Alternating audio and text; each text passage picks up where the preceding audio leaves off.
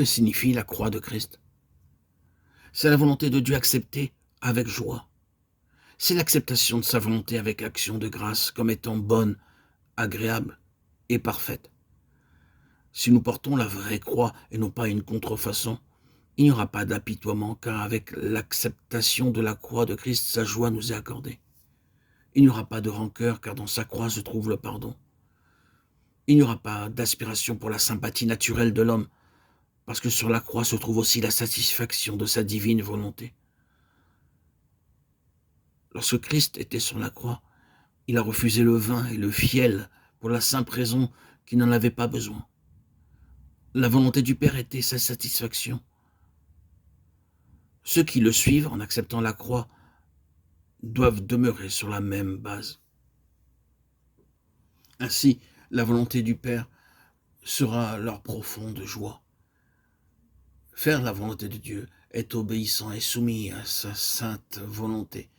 C'est recevoir la vie divine, c'est vivre la croix, c'est vivre de la résurrection de Christ et vivre dans la joie.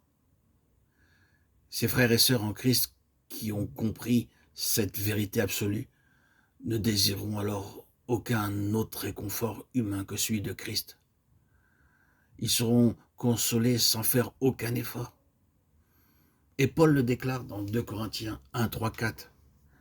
Béni soit Dieu le Père de notre Seigneur Jésus-Christ, le Père des miséricordes, et le Dieu de toute consolation, qui nous console dans toutes nos afflictions, afin que par la consolation dont nous sommes l'objet de la part de Dieu, nous puissions consoler ceux qui se trouvent dans quelque affliction.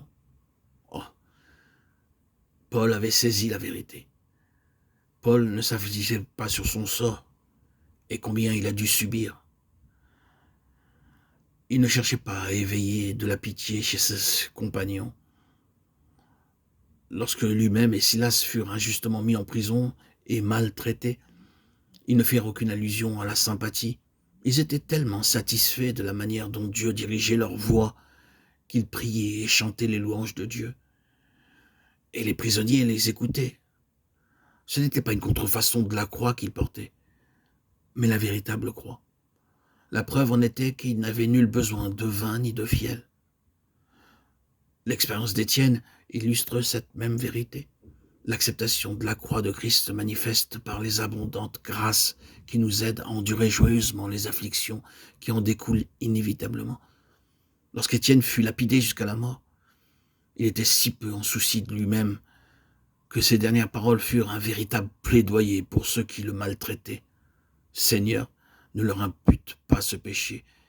Et après avoir dit cela, il s'endormit.